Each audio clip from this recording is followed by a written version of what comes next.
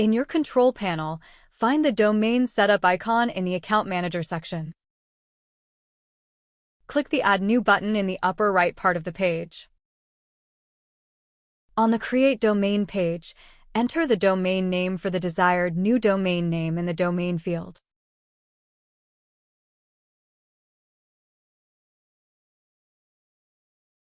And click the Create button. The Domain Created dialog will show that the domain name has been created. Go back to your main control panel dashboard.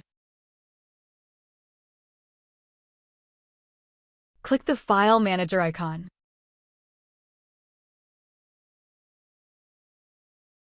Note that the Domains directory lists the new domain name you added.